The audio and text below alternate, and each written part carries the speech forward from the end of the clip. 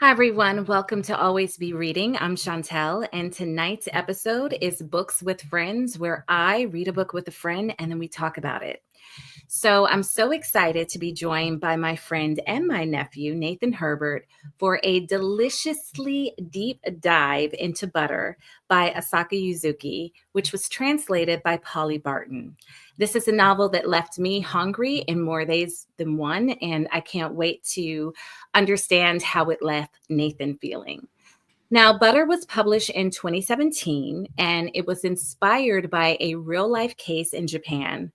And it follows journalist Rika as she investigates Manako Kajii, a woman accused of charming her men with incredible cooking and possibly a little bit more. But as Rika digs deeper into her story, the track sort of changes, and the story of Butter becomes less about crime and more about craving for food, for connection, for freedom, and for a life that truly satisfies. And along the way, we get to meet a cast of characters that reveal just how much hunger can shape who we become.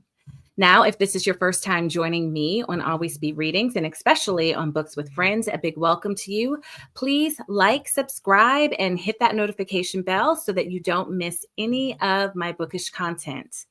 And because I truly do care about you, I'm going to give you a spoiler warning right now. If you have not read this book and you do not want to be spoiled, then I suggest you stop right here, finish the book, and come back and join in the conversation as Nathan and I are going to talk about all the things. Also, I just want to thank you for being here tonight. And now we get to dive right into this conversation. I'm so excited to talk with Nathan about it. So Nathan, let's go. Yes. Hello. Yes. Hello. I'm so excited. Yes. Welcome to Always Be Reading. Thank you so much for having me. This is awesome. I'm so excited. Absolutely. Thank you for saying yes. So I found out through Auntie Ree, she knew that I read Butter earlier this year.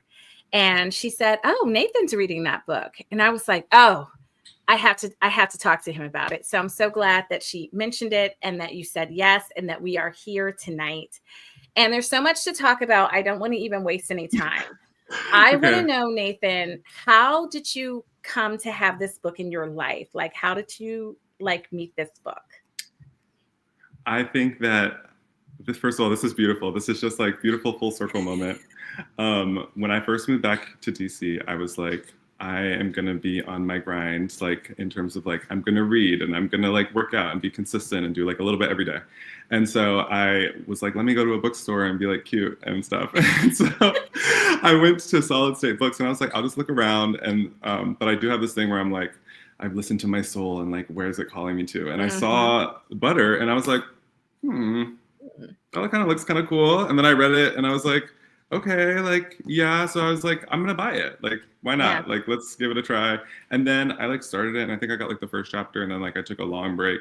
And before I started it, I remember actually Auntie Cherie showed me that you had a video about it. So I was like, this is meant to be. This is everything. Yeah. And so I was like, I gotta read this book. And so then I was like, I paid money for it. So I was like, I need to read it. That's a great motivation to finish a book. It's like I paid money for it. So I kind of met Butter the same way. I was in a Barnes and Noble, but it was like I didn't have a long time. It was like an in and out type of deal. And so I just said, sometimes I like to do where I just do like a blind date with a book if I don't have time. And I will just simply choose a book based on its cover. And this cover, you guys, if you have not seen it, Yes. this cover is intriguing. It's captivating. I found that I looked at it and I had so many questions and about it with the like blood stain and the cow, like what's going Yes. on. And it's called Butter. And so, yeah, I Yeah. picked it up. And so that's how I didn't know anything about the author. And I didn't know anything about the book, although it is a very popular book. But I had no idea. So, yeah. Okay. So, your first impressions you read, I mean, on here it says it's a novel about food and murder. So I'm like, two things that I like, two things that I like. What were your expectations like? Were your expectations met? Were you like, were they not met? Like, were you like, oh, I thought it was going to be more like this, but it was like not? I think that You can be honest here, Nathan. I do think that, like, well, one, I'm gonna be so real. I am proud of myself and surprised that I read the whole book from beginning to Yes. end. So, like, even going in, I was like, I knew it's gonna be interesting, and like, it was definitely gonna give like psychological thriller type stuff. Yeah. So that was kind of what I was expecting. So I feel like I did get that. Mm-hmm. Yeah, like I wouldn't say it. Honestly, there were like towards the end, that last little bit when Yeah.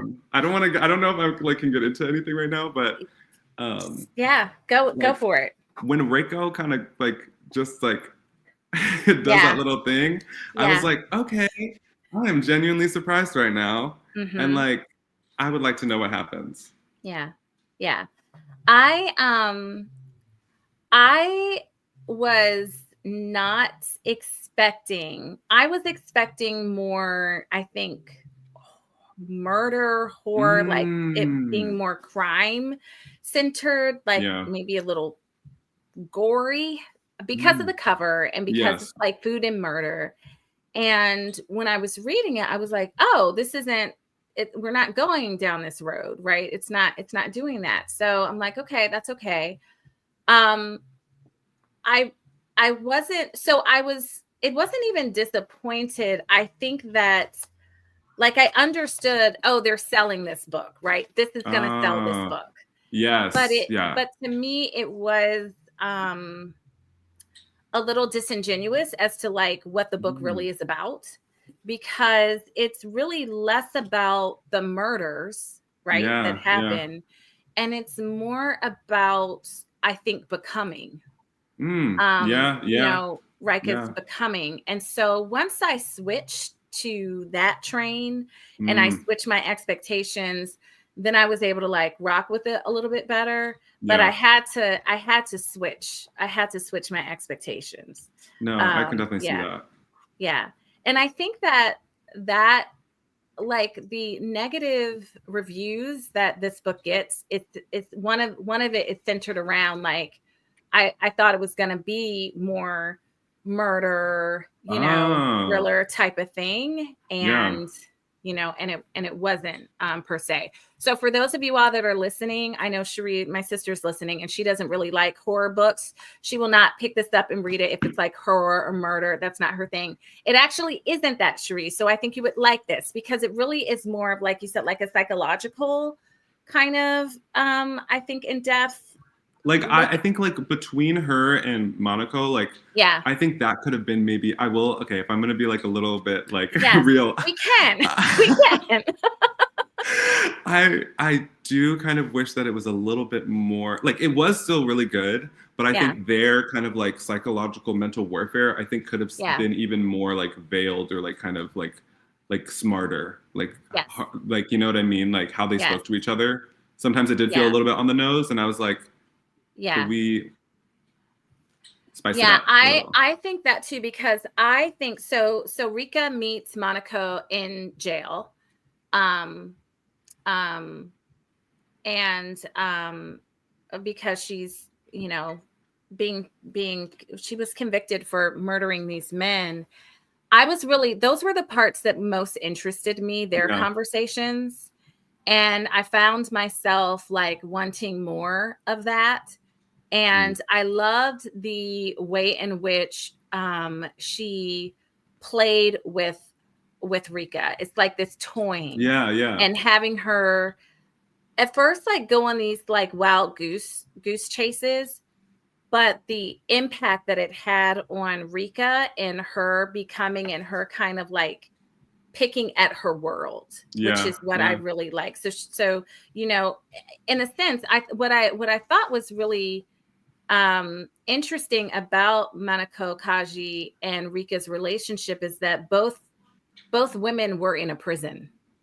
Yeah. You know, I mean, Kajii was in a Come on. physical prison, and Rika was in a societal expectation prison. Yeah. Although I think that she might have considered herself free or freer than her friend Raiko. Yeah, yeah, Um, yeah. and so you had these different type of women, and they had different types of prisons or encased in different ways.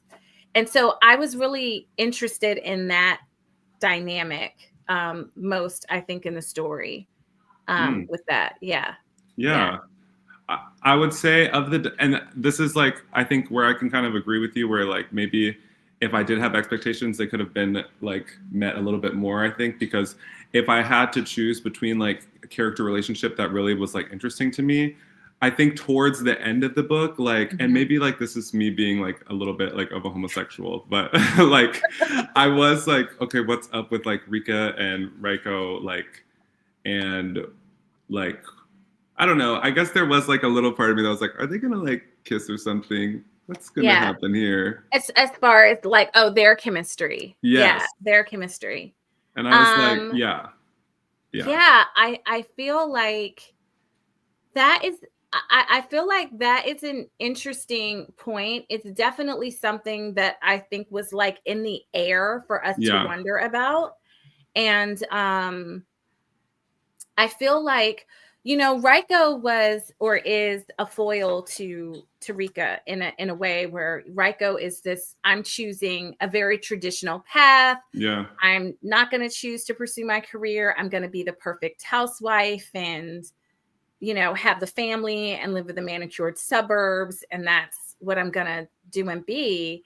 And then, but that was in a case like a prison for her in a yeah, way, yeah, because it wasn't what she wanted to actually do. And Cherie asks a question, I think, like, what do we think the author is saying about gender roles? And there's so much, I think, that is being said about gender roles and about not only what these women chose, but what they feel like they had to choose yeah, yeah. as women, which isn't just isolated to Japan, but it's No, also like worldwide. And so but in Japan, like in this book, there's this obsession. Well, okay, I use the word obsession. There is a high priority on female physicality. yes, yeah, And some people have said that reading this book was extremely uncomfortable to them because all of the body shaming and, yeah, yeah. you know, things that I wasn't uncomfortable with it. I really appreciate it, actually. No, It, yeah, yeah, I appreciated it. And I appreciated that it was talked about and yeah. the way it was talked about. That's something that I do think is kind of like, that was like kind of cool about Monaco and Rika's relationship, kind of like how Monaco kind of like showed her a new world of like how to see your body, and like there would be like those little excerpts where like you would kind of notice Rika kind of like really looking at Monaco's body, and like Yeah. maybe it was like this jealousy or kind of like wishing that she could like be her Yeah. in some way, where she was like, I Yeah. want, like, talking about her skin and her arms and stuff like that. I was just like, Yeah. what, you know, what is going on, girl? I think it was almost like she was being seduced by Yes. her. No, that's what I'm saying. I'm like, what was going on? Like her underwear, and she was starting to sweat, and like the way Monica would like be like, right. Right. It was a very there was like a different kind of tension. response, but it was this tension. It almost is like she represented maybe unexplored possibilities of herself that she was Yeah. was was being Confronting. attracted to and confronting. Yeah. So like on page 118, Here we go. Rika says, it's a little long quote, but I'm gonna read it. She says, similar things had happened to her in the past, or this is what the author said. Similar things had happened to her in the past, she was sure, but it was the first time that the other person in the equation had displayed their desire so brazenly. Maybe there was something different about her after all. If she were being totally honest, she didn't utterly dislike her new physique. She was in the bath and her eyes fell on her naked thighs and her stomach, glistening and gleaming as if lit from the inside, speckled with beads of water. She found herself staring at her own body as if she were looking at a slab of butter. Maybe if she weren't receiving so much criticism from the people around her, she would be fine with the way she looked. Like, she was getting turned on by her own body. She was getting turned on by her own body, a body that society says is wrong or is unattractive. And that, I think, is Manako challenged all the societal norms. She was like, she loved her body. She did. She's like, yeah, look at my stomach. Me love my body even more. I was like, she loved her body. She's like, I love my thighs. I love my this. True. She just really, it was like contagious almost, like you really believed, like, wow. And there was something that was very alluring about it. And what's fascinating is this is the first time where Rika's body, like, where it wasn't just a problem or something to control or be controlled, where there was like pleasure. I mean, thinking about like how, like I don't know, like it's kind of awesome. Like Manako like kind of slays a little bit, but like the way that she was able to get Rika to like actually want to have sex with her boyfriend in the hotel room, and like Rika was like, wait, now I remember why we started dating, like why I wanted to do this. It's like she forgot completely, like she wasn't in her body maybe, or like she just like had forgotten how to be like in touch with her body, and like and like even when you think about how like Reiko kind of was like, you need to figure out what is good for you, or like everybody has like their level of good. It's like Rika didn't even know like what her body was feeling, or like wasn't really in touch with any of that. So like for her to figure out what was good for herself, like I think Manako helped her rediscover that, like through kind of making her question all of that. Yeah. And totally, I think that's a revolutionary thought, because women are, especially the women in this world, right? We see that they are raised to be more mindful about what pleases the man. What does the man want? It's not my inner thoughts of like what I like, what makes me happy, what I'm comfortable with. It's very much male focused and male guided. And even Rika's boyfriend, as he was helping her, he thought he was helping her by critiquing her about her food. I was actually at a dinner party and I saw this happen in real life. And it just boiled me, like this, they weren't even husband and wife. It's just they had just started dating like a couple of months ago, like maybe 6 months. And we were eating, and it was at a house, so there was different food, and people were passing out stuff. Hey, do you want? I forgot what it was, but let's say it was like pizza. And she's like, "Oh no, she's fine. She won't have that." no, she's good. And she was like, no, I might want some. Oh, well, only a little bit. Like, and I was like, wow. Whoa. Wow. And so, I think there are all different types of ways in which women's bodies are policed Mm-hmm. or how they're talked about. Like, one of the things that I found fascinating and disgusting at the same time was how people weren't talking about Manako and the possible murders that she committed. They were really talking about, wait a second, how is somebody as big as she is able to seduce anybody? That's true. That's what the fascination was about. That's true. Right? That's true. But Mm-hmm. I mean, let's be real. Don't we do that? Don't we question if we're like, Mm-hmm. oh, how did that person get this person? Like, we do that. We do that.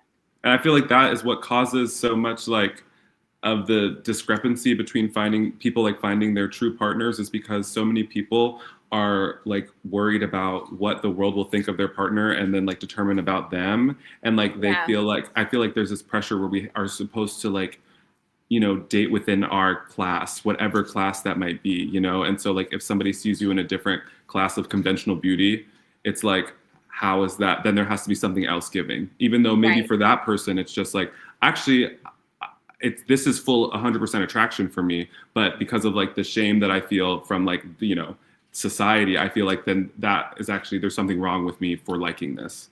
That's right. It's exactly like, maybe if I weren't receiving so much criticism from people around me, I would be fine with it. Yeah. Maybe if I weren't receiving so much criticism from my family, from my friends, from my community, I would be really fine with this person, or I would be really fine with this aspect of my life. Yeah. Or I would be really fine. And so I think like one of the things that I think she did brilliantly through the different characters, especially these three women, Rika, and Manako Kajii, is we saw how they dealt with society's expectations differently. Rika, in her way, was like, I'm going to be a career woman. And so that was kind of like, I'm a modern woman.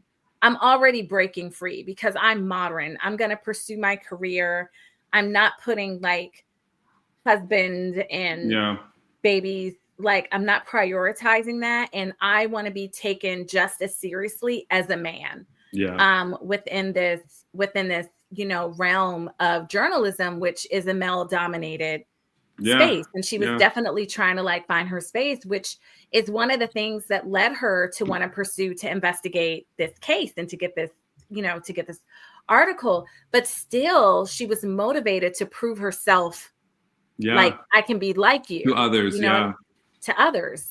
And then for Manako, she was just this wholly different type of person that was titch bit crazy. I love her. You know what I'm saying? I love her. It's just like, she just says, she's living in her world. She's living in her world. Totally in her world. Like, like you had some trauma. Yes. You had some stuff like going on, and yet she was able to experience a type of freedom.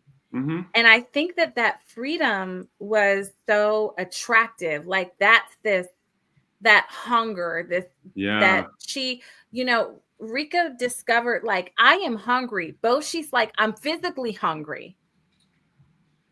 And I'm also like emotionally hungry. Like, she's like, oh my gosh, when first of all, the food in this book. I know. Okay. This lady she needs to write a food, just like she writes about food. I was reading this book and I was starving, and it was bringing back memories. I remember living in Korea, and we always had rice and we always had kimchi, and we would put the butter with it. So the hot steaming rice with the butter and then the kimchi, and I could just taste, like, I was like, oh my gosh, all the food. It was so good. It was so good. And she just did such a great job, like just capturing the food. Yeah. And also having food, this ability to be nourished and to nourish others as just like a way and a symbol of connection. Yeah. You know, It was and beautiful. yeah, it really was. It really was. And for Riko, at first it was like, at first it was like her desire to cook because she was a good cook, but I didn't see the pleasure like Manako had the pleasure of it. For her, it was like, I want to do it right, you know? Yeah. And she wanted to please her husband. It was for service of her husband. Yeah. And she wanted to do it right. But for Manako, you just had the sense like she was first pleasuring herself. Like she enjoyed cooking and eating her food. Yeah. You never heard about Riko really enjoying eating her food. True. You know? Yeah. And I think that that's like such a distinction between the two, like between the two different women. And then Riko enjoyed going around and collecting these food items or tasting these foods from this different and having almost these orgasmic experiences. I'm like, I need to go out to eat. I need to just go out to eat by myself. So I can just think things like that. Yes. And like eating her food. Yeah. I loved it. And then came transformation really for Riko.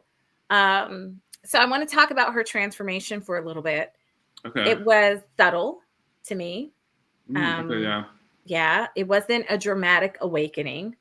But it was slow. It was sensory. It was like a sensory. I don't know if I would say if it was a rediscovering of herself. I think it was a discovering of herself because I don't think that she ever like knew herself fully like that for it to be rediscovered. She did like the script, you know, and then Manako was like showing her that like you could live so off script, and she was like, wait a minute, like, what could the script look like? Yeah. And I wonder, like, you know, for Rika, she had Manako, which was a catalyst in her life that allowed her to think differently about what was possible. Yeah. And we often have these people in our lives that do that to us or do that for us. So like, who is your Manako? Oh my gosh. Or who has been, or have you had a Manako yet? That's just had you think differently or pose something differently in your life. If I'm gonna be so crazy, no. I'm trying to like be more like I'm trying to give myself space as a person to allow Manako to live in my home. And say more about that. Like I think that what was cool like about watching Rika transform towards the end is like she, you know, finally I feel like figured out what she wanted and then like kind of got what she wanted. And I feel like Manako just like really was like, I am gonna do what I want to do. And I actually don't care if anybody thinks I'm crazy, if anybody thinks I'm like weird, silly. Like, yes, she did have like she didn't want to acknowledge that like her feelings about like feeling, you know, kind of like excluded. But at the same time, she was so like, I'm gonna do whatever I want and I'm gonna love it. And if I'm gonna do it, I'm doing it because I want to. Yeah. And like I feel like I want to have more of that energy without like more of that. And like, you know, being so alive that like when people see you, they're just like, how is that person a real person? And they're just like, they really don't care. Yeah. I think that's so interesting because Manako was excluded and that had a big impact on her. And so she knows what that feels like in very real ways of what it feels like to be excluded. And I think that she made a choice to move to the opposite of having radical inclusion of herself. Like just in radical ways. And I really feel like that's what was seductive about her. That's what was attractive about her that's what was like what people were drawn to, because it's like, wow, that's possible. Because so much of our time, whether we're conscious of it or not, we really are considering other people's thoughts, opinions, judgments, Yeah, a yeah. lot. So yeah, like having some Monaco in our life. Okay, so Cherie asked a question: who did we relate to the most, and who did we resist? That's a really good question. Okay, I'm gonna try it roughly. I'm gonna just do it rough right Okay. now. I think that I wish that I could say that I relate to Rika, Mm-hmm. because she's somebody who like just puts her head down and was like going to work, but she didn't, really think about what she wanted.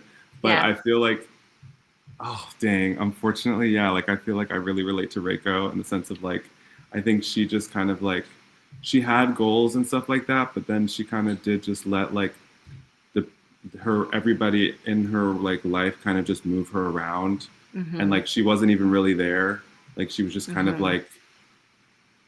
like you know her, what everybody saw her as, like her real self, like when she does that like crazy shift and then she like goes back to her hometown, you're just like, wait, there was a real person there. Wow. There was a Right. real person who like thought Right. negative things as well as being like positive and stuff like that, but also has Right. her own issues. And which I would like to know how you felt about her parents arrangement, but we can come back to that. Yes. Okay, let's come um, back to that. but yeah, I would say that I related to Reiko like a lot, and Mm-hmm. then I think I resisted. I had to think about that one. I had to think about that. Mm-hmm. It's like, Mm-hmm.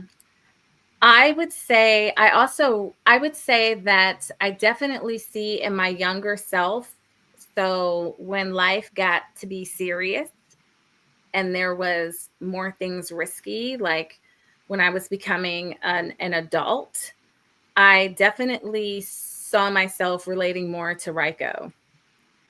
Um, and I am on a journey of wanting to be more like Monaco. yeah. And so I think like maybe I'm like you with that Rika, who's engaging Monaco. I don't want to Mm-hmm. fully be Monaco because she, Yes, that, yeah. but I do appreciate Rika's willingness to take risk because she Mm-hmm. took a whole bunch of risk. Yeah, I really valued her curiosity, her tenacity, yeah, I loved her, how she's reflective, like self-reflective, and kind of like taking inventory of herself along the yeah. way. And I think that that's all good. And I think for Rico, when I was in that season, there was so much, life was moving so fast, and there was so much that was just like got on autopilot. Yeah. Like, with when life, like, oh, I have young people to care about, I have kids, I have this, I have that, and there were aspects of myself that just got lost, Yeah. right? Or that was put on a shelf or put over here. And because those aspects of myself are all like, that's my artistic self, so like that Yeah. true center, which um it wasn't, it was very much policed. It was very much, it's like, can't come out fully here, can't do Yeah. that now, this is not appropriate. But it was very policed, it was very, so let's just contain her. Yeah. And now I'm in a place where I'm like, no, like I'm not doing that anymore, and kind of in that discovery, like that. And I feel like you need people to question or to push or even help be a mirror as to Yeah. like that part of yourself, Yeah. that can sometimes get lost. Or mine wasn't so much lost as it was put on the back burner.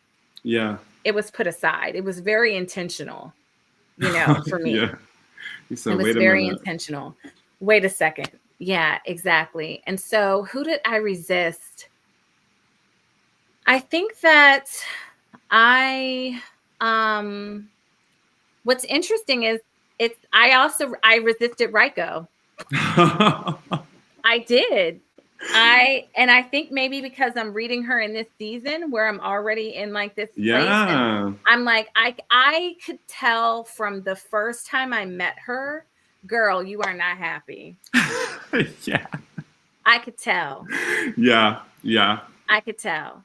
And Absolutely. I'm also at 47, I think, or something like that, 47, 48. I also have journeyed with other friends. Oh. And so I'm like, yes, we have gone through their Raiko season. You know what I'm saying? I'm trying to get on my Rika right now. And it's like, I need to be on my Riko, but yeah, so I'm resisting all of that because that is just a hot mess. Yeah. It can be a little bit of a hot mess. Okay, let's talk about the parents. Explain the parent situation. So when Raiko is like, does her her split or something, like I don't know what happened. What do we call that happened? It was jarring to me. It was. Like, do you think that it was appropriate? Like, do you think it was natural within the context of the story? Was it like? I wonder if I wish that, because I kind of wish she would have maybe gone all the way where Raiko became almost like the new villain maybe of the story. Yes, because there was I thought was going to happen. They said there was one other journalist, who was meeting with Manako, and I was like, oh my god, Raiko's been using Rika and Manako to get the real story, Yes. And she and then we didn't get that, which is okay. Mm-hmm. But I think if that's where it would have gone, and it kind of went back and showed us all of her journey, if it was she's getting on the train, you're reading the book, you're like, wait a minute, why is she doing that? And then it went all the way back to when she was like, I'm gonna investigate this, I'm gonna write this story or something. Right. And this whole thing was low key, what's it called? She was undercover almost, Right. That would have worked. Okay, so the parents, explain the parents. Oh yeah, sorry. So the parents. Mm-hmm. So when we do go back, when she has her her real thoughts come out, she goes back and she talks about kind of her childhood trauma. She grew up really comfortably, and mm-hmm. her parents were very wealthy people, and her biggest the thing that kind of messed her up, I guess, or kind of destroyed her perception of the world a little bit, or I guess poisoned it. I don't really know what the word would be, but she discovers that her parents kind of had an arrangement where the dad was sleeping with other people, and I think the mom was too. Yeah. And the dad told her, she was like, this is just what we do. This is our vibe. Right.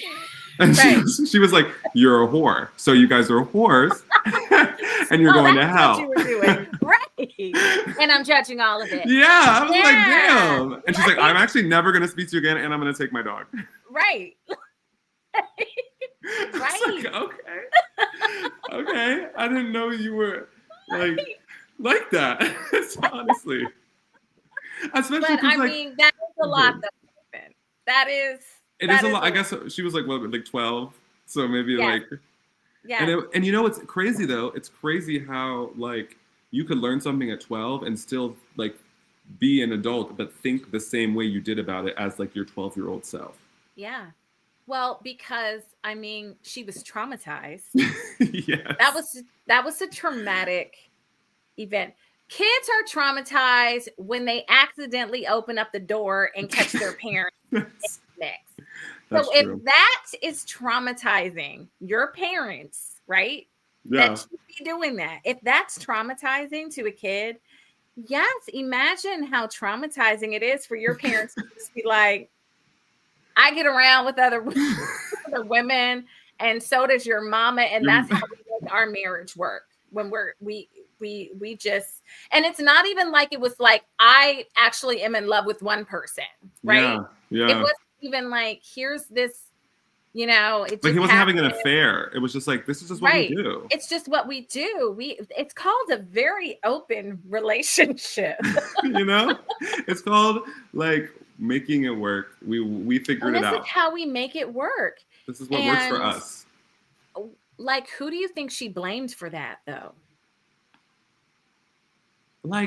Okay, and this is maybe where I can't get with Raiko, because it did feel very much like Batman almost, like just like I blame the world, like everything is darkness, Yeah. like nothing is real, nothing is good, and like she's like, and I will be the opposite of like the evil, like maybe because like society, but like I don't know what she, I don't really know Well, what she. Nathan, you may not know this, but sometimes, especially like back in the day. So I grew up like hearing this. It's like if a man is stepping out on his woman, the saying was, oh, she couldn't keep her man. Oh yeah. So the blame and the onus is on the woman. Oh, she Oh. couldn't keep him. She lost him. The onus isn't on the man.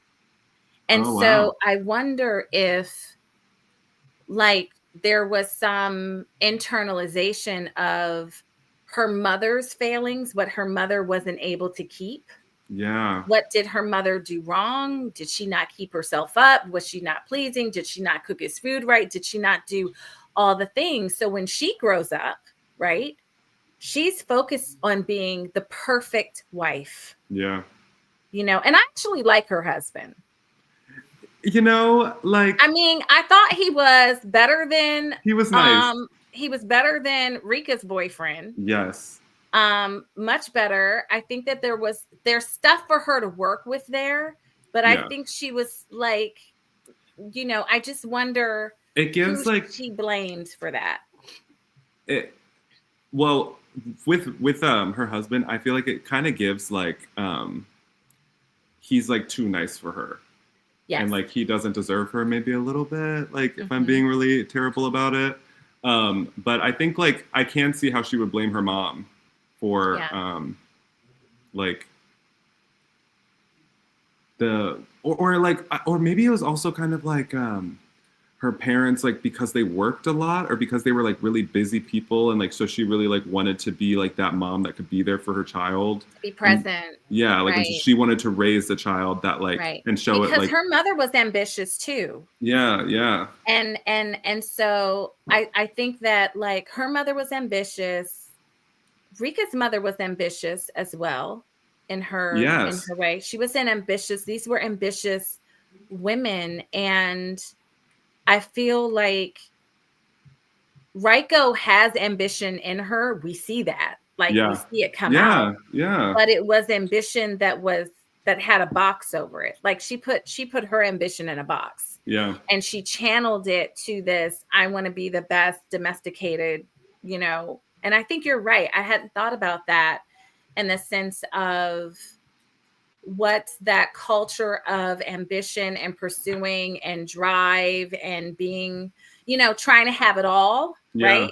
You know, like the cost of that, and like maybe that was the blame for I need to go over here and be with these for hoeing around, basically. She's like, absolutely no, you know. So and also I think it was a source of shame for her. Yeah. Okay.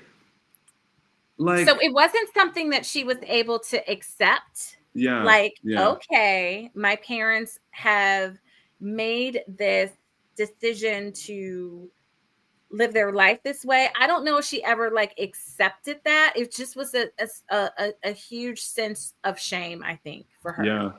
Yeah.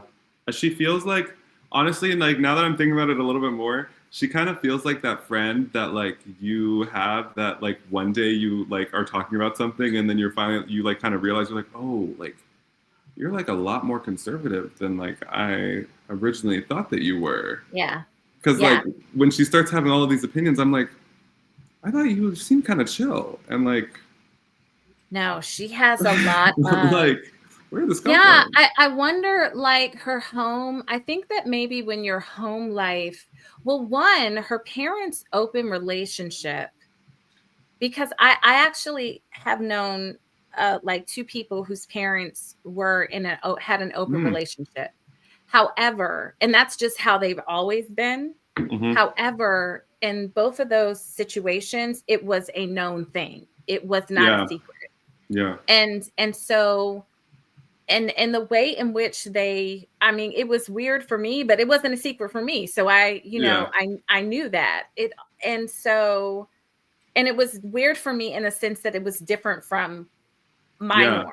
Yeah. But for the kids, for my friends, it wasn't weird for them because it wasn't a secret. Yeah. And I think because it was a secret for her, Oh, yeah. and there Yeah. wasn't like understanding, it wasn't like they maybe talked about, I mean, they just basically told her, but we didn't have a scene of like Yeah. her being Like he involved. It kind of was tried.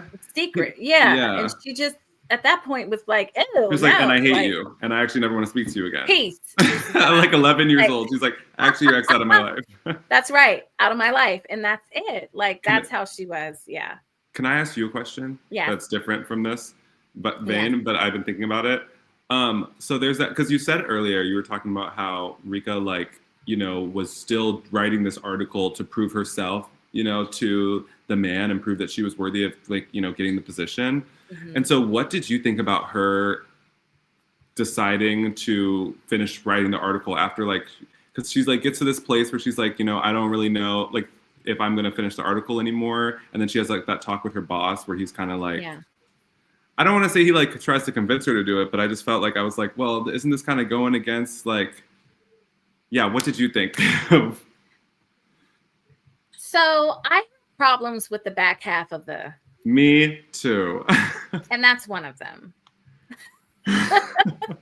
One, I felt like it was too long. Yes. And I felt like this, I felt like this, I do like this book. I do appreciate it, but I feel like the gem of it is if we would have cut, like if I was editing it, I'm like, we can get rid of about 100 pages. And I think it would have made the story more focused, because for me, I just felt like that part of it, it was unfocused. It was dragging all over the place. It was dragging. It was unfocused. And sometimes there's a point to that, and I'm searching for it. I'm like, is it metaphorical? Is it like how, like, do I, and I couldn't find a reason outside of like, I just feel like it just was too much. And it actually harmed the story. I think for me, it almost was like the author didn't kind of know where she wanted it to go. Like, and then she was like, oh, let me finish it. Let me finish it. I also felt like Raiko's storyline was problematic for me. Because we have Riko kind of engaging in the story in a certain way. Like she's a character, but she's not like, you know, we see her. She's like, we spend a little bit of time with her.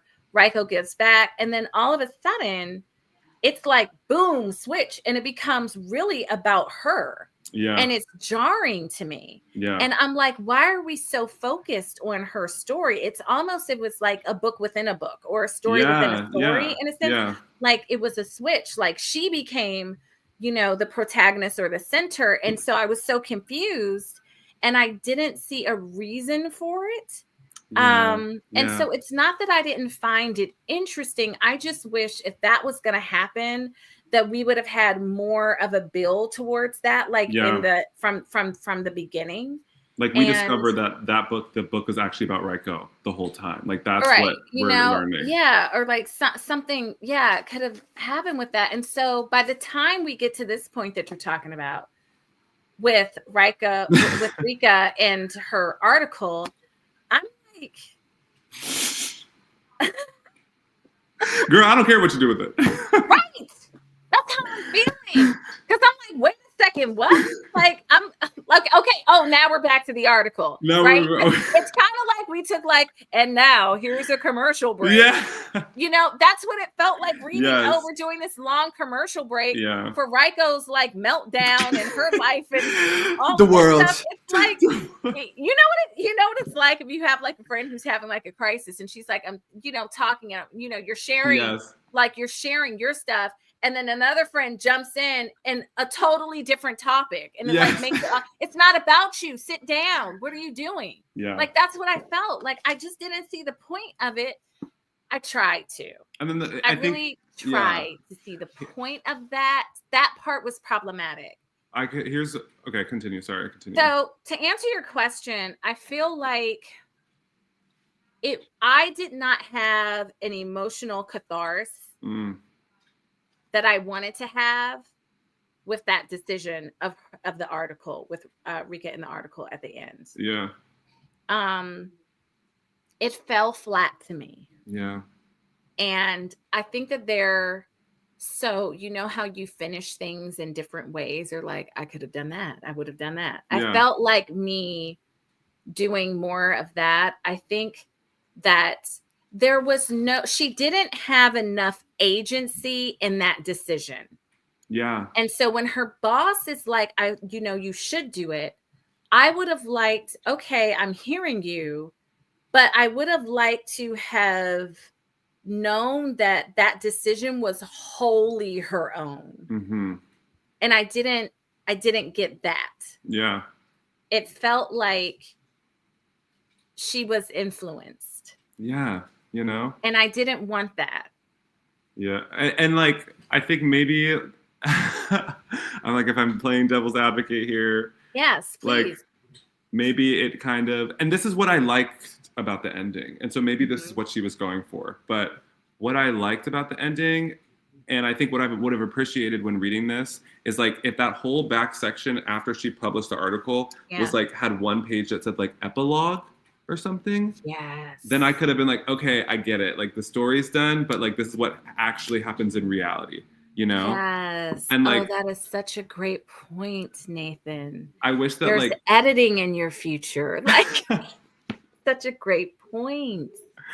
Yeah. It just needed to be the after, but I liked getting the after, because it's like, this is what really would happen. And it's like, she wanted to buy the apartment, so she knew she had to do the job so she could. And maybe if like that had been like, okay, I don't want to write this article, or like, I'm not writing this article anymore to prove that I could write the article. Right. I'm writing the article because I want this apartment, because I want. Exactly. I realized, and that's what I'm talking about. If we were able to get more of her agency in that, where we're like, oh no, girl, I get it. You know what I'm saying? I get why you're, I understand your hustle. I understand why you're making that move, and it's solidly yours. Yes. Of why you're doing it. I think that would have left me feeling a different way, like the way that I wanted to feel, because we're on this whole journey with her. Yeah. And it starts off with, she wants to do this so she can prove to others that she's capable and she's worthy and she can actually do it just as good as the man. Like, that's what it is, the motivation to pursue like this big story. Yeah. And then through her character arc of discovery, I just wanted it to kind of land with more of an exclamation point, or more of maybe a period. Like, no, I'm making this decision. A declaration, yeah. A declaration. Like, I know I can do it. I don't need to prove anything to anybody. I'm doing it for myself, and I'm doing it for this reason. I want this apartment, and I want this apartment. I want this apartment. And maybe people think I shouldn't want it. Maybe that's an indulgent thing. I don't care, because I'm Manako. I don't care. Yes. Like, that's kind of like the oomph that I kind of wanted with that, with the ending with that. That would have inspired. Yeah, that would have inspired me to keep reading. I think it was harder to do because it was just had a lot of filler, or it wasn't like I think like maybe we were trying to get there, but I think because it was like extra that wasn't needed, it was harder to feel it. Because did we really need? And see, this is my thing. It's like, maybe if we had not done the whole, because it didn't. If I'm being honest, okay, this is me being really like honest in a bad way, and I'm sorry, but this book was honestly amazing and beautiful. But I will say, like, if we're really talking about the ending too, it's like, it didn't. I was confused. If I'm being honest, like when Rika was in that guy's house and like she was just describing everything that was going on, and then like we were like not sure if he was gonna like kill her or something, and like Rika has to go find her, and she's trying to get it out of Manako, like where she could be. I was just like, this isn't really. It was a whole different story to me. Yeah. Like it became Silence of the Lambs, like it did. It was weird. It was jarring. Yeah. It didn't.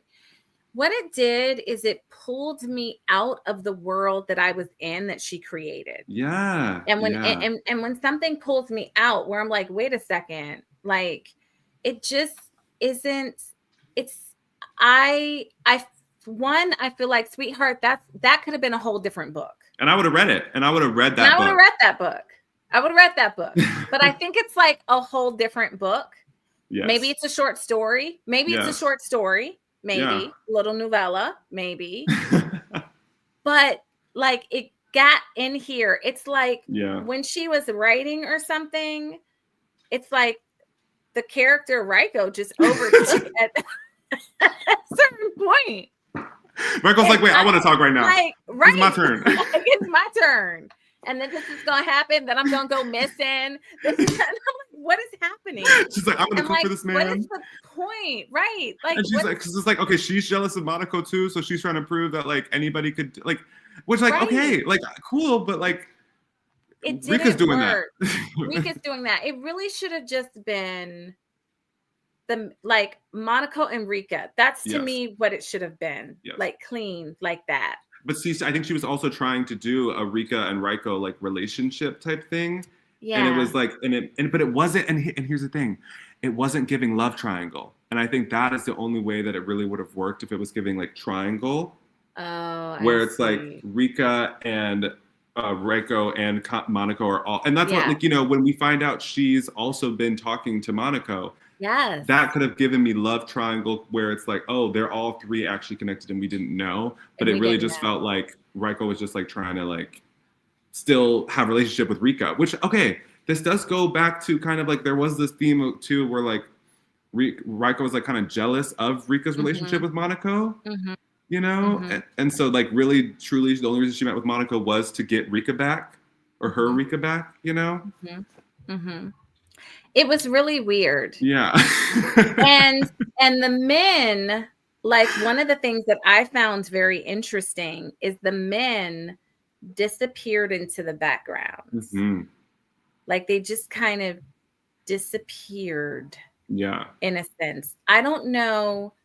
I was wondering, like, is there some Riko love here? Like, I mean, you know, I think like what, and you know, this is, I think her friendship with, what's his name? Her informant guy. I don't remember his name. Yes.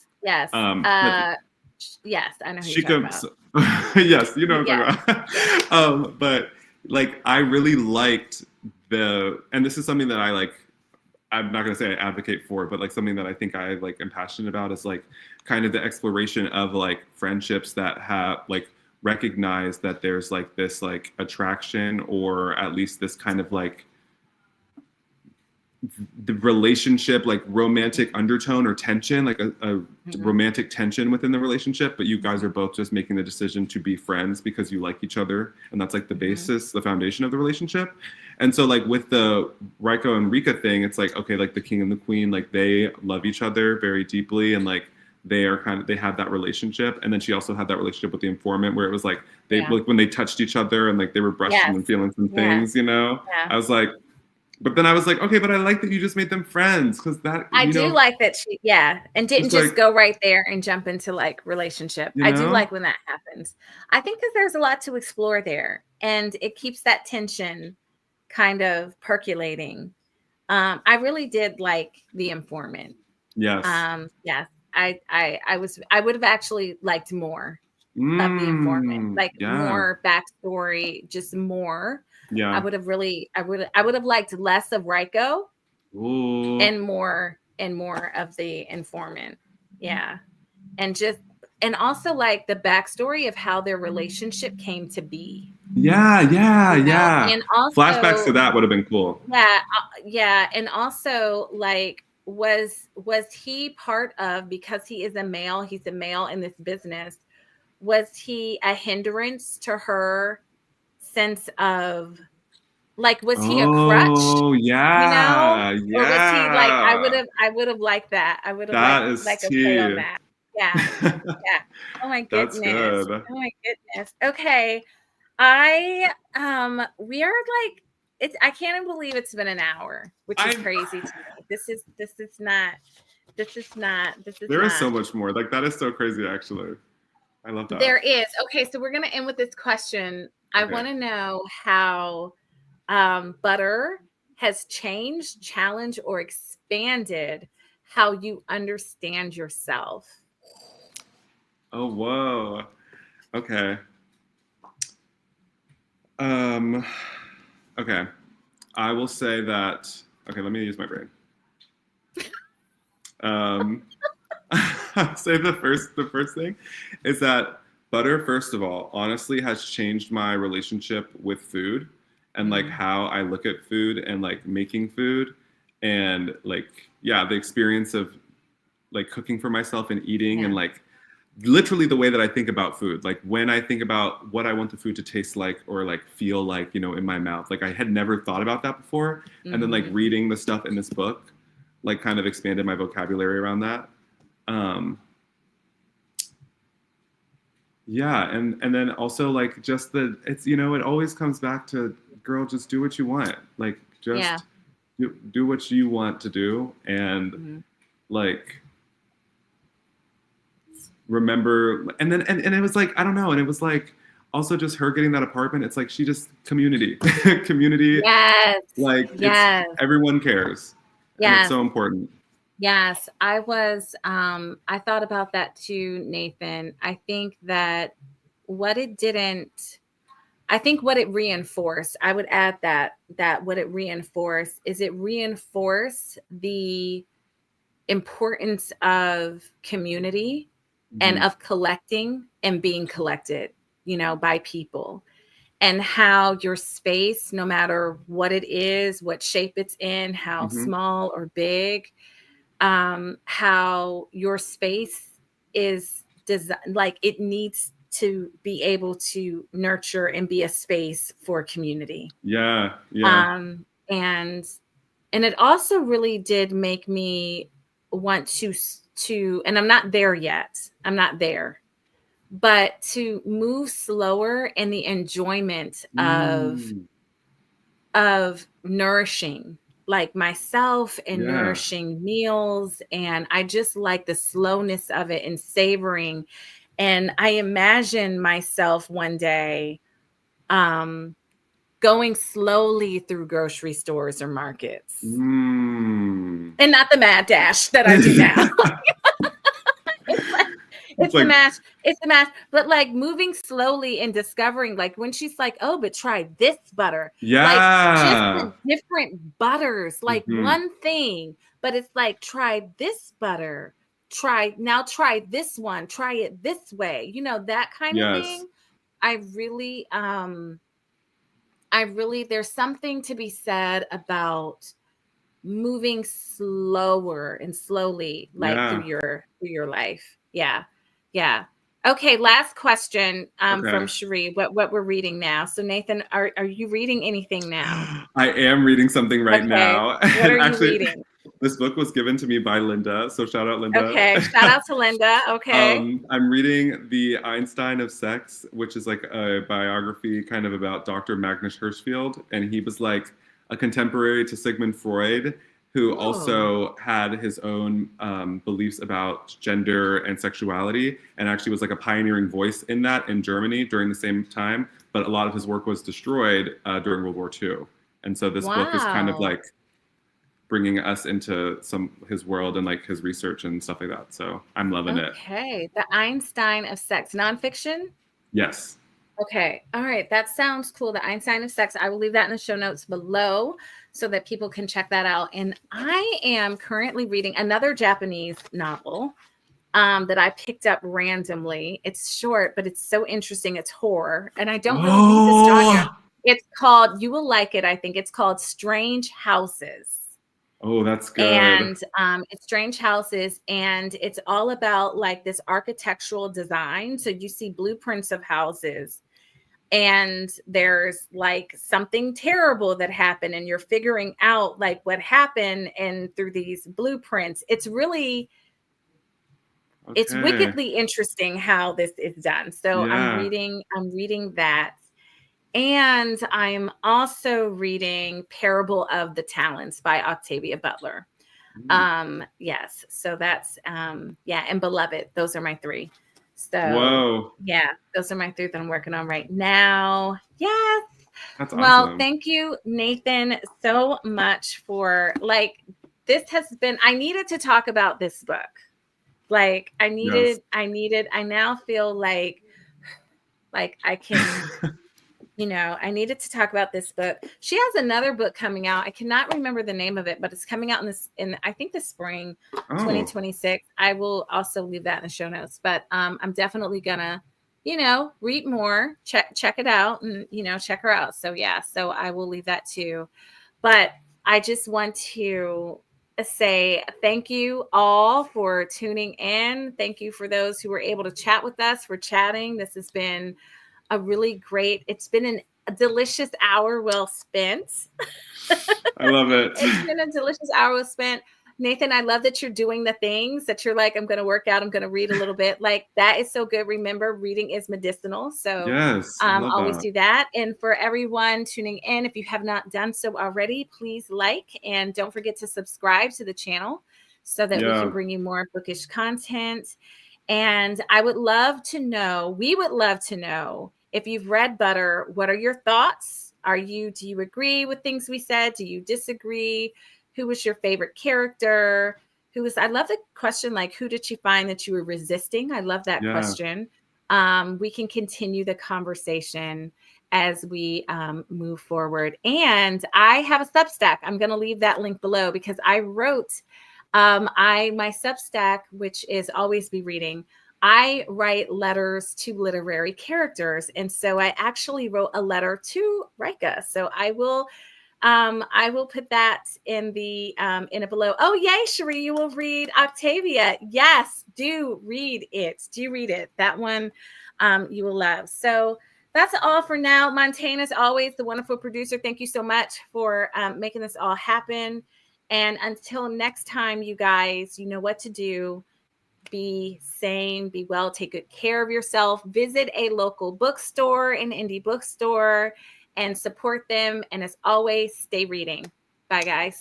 Bye, y'all. Bye.